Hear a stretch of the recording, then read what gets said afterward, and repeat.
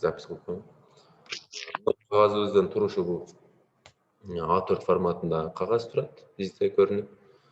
A4 форматында кагазга биз A5 форматындагы китептин мукабасын жасасак, мына биз линияны сызыкты коюп алдык. Сызык бул биздин китебибизди бүктөлө турган жери болуп калат.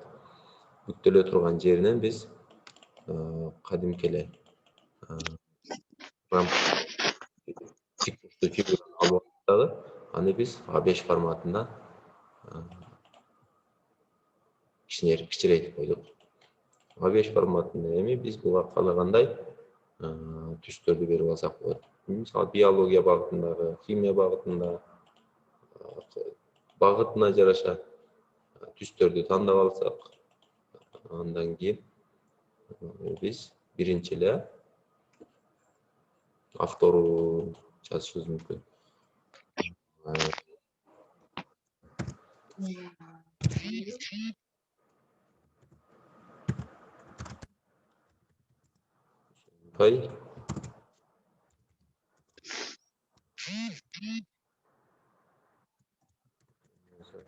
Улуунун китеби болуп атышы мүмкүн.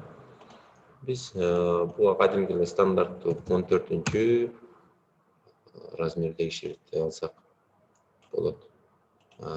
Размерди бул шрифтибиздин чоңдугуна карап дагы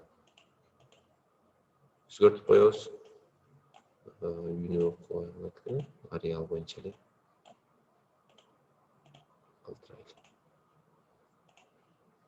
баарын жерине майны шрифтте коюп койдук. Эми муну карагыла, биздин күрөң түсүбүз биз тарых боюнча китеп жазып атсын дейли. Хон хандыгынын тарыхы болсун мисалы. Хон хандыгынын түзүлүшү. Хон хандыгынын түзүлүшү боюнча бул китеп даярдап аткан болсун. Чоң тамга менен жазып коебуз, баарын борборго карап түзөп, өзүбүз ылайыктуу кылып кое берсек болот. Бул жерде эми биз Кокон хандыгы тууралуу маалыматты сөзсүз түрдө көргөзүп коюшубуз керек болот. Кокон хандыгы биз интернеттен эле сүрөт алып турабыз. Кокон хандыгы картинка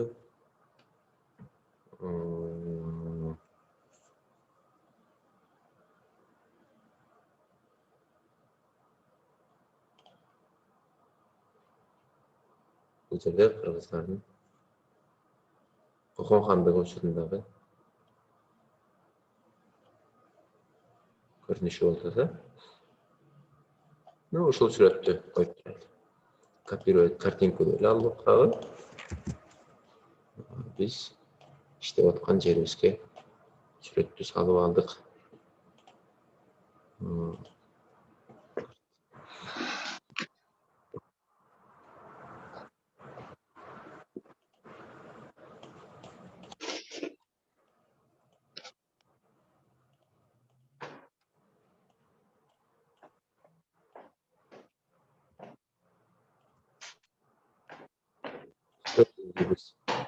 Прозрачный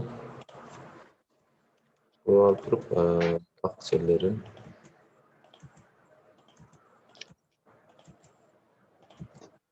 өчүрүп, сүрөттүн өзүн калтырып коелу.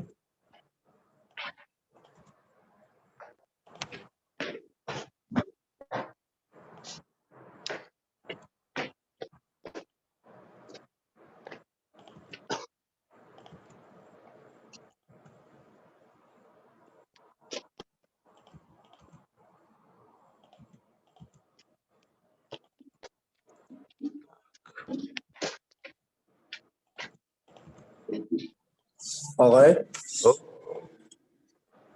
мына ак түстөрдү күрөң түс кылдасыз го агай, ошону кайсыл жерде басып ошону басып атасыз? Азыр көрсөңөр да болот азыр мына сабактанчы. Азыр көргөзүппүрмүн. Мына менен радуга.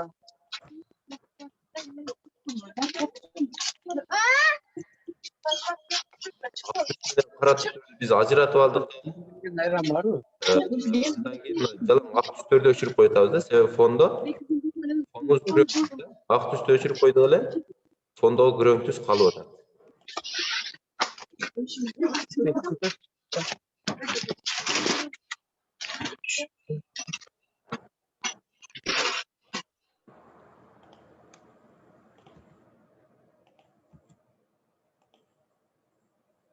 Так.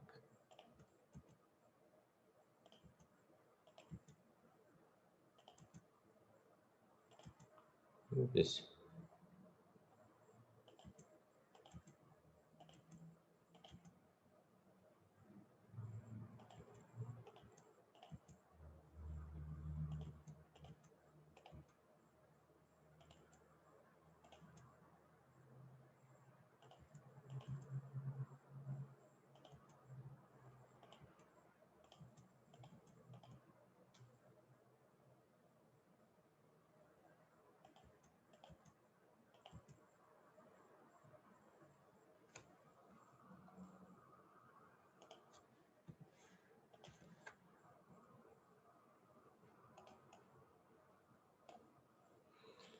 бардыгын кайра бириктирип алабыз. Кара түс кылышыбыз мүмкүн. Кааласак сары түс кылып коюшубуз мүмкүн, кааласак ак түс кылып коюшубуз мүмкүн эми.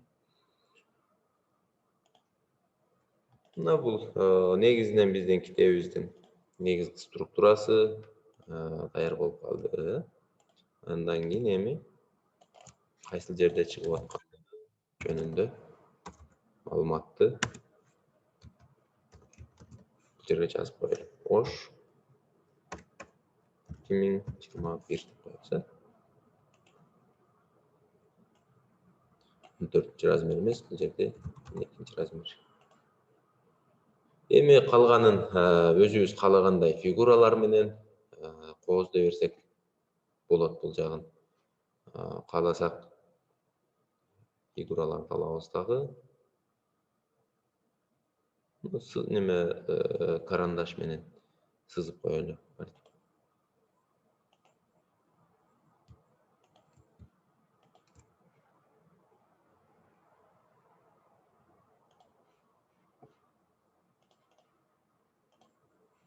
Бул жагы кандай кылып кооздошубуз бул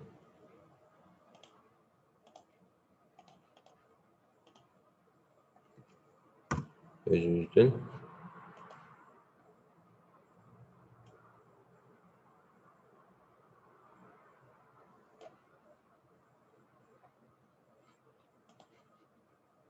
чыгармачылыгыбыз менен болуп кете берет. Задний планга көрүп коебуз.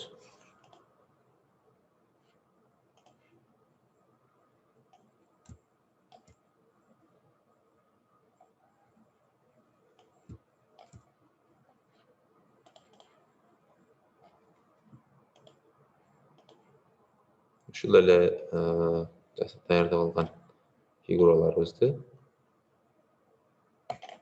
бул жак бетине дагы 180 градуска отарып коюп койсок болот.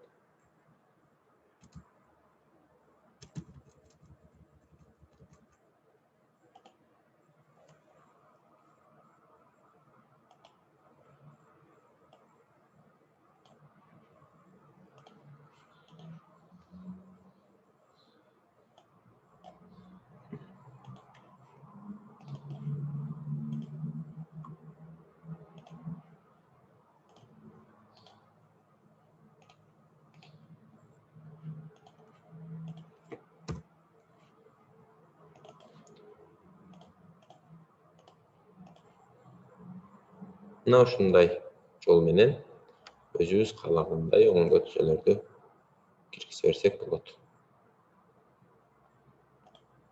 Балким биз бул сүрөтүбүзгө жакшы көрүнүш үчүн тен берип коюшубуз мүмкүн, көлөккө.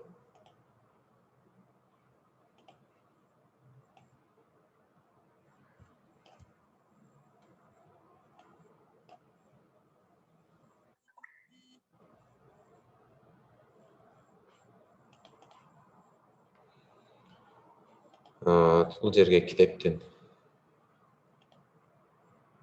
автору жөнүндө маалымат берип коебуз. Өмүр баяны, сүрөтү менен кош арка тарабына маалыматты берип койсок болот. Андан кийин эле ушул эле күрөң түстүү мисалы мына фигураны эле арка тарабына дагы коюп койсок болот. Бир аз туруп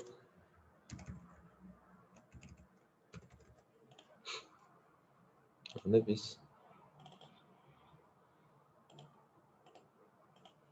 күрөң түстө берип коелу.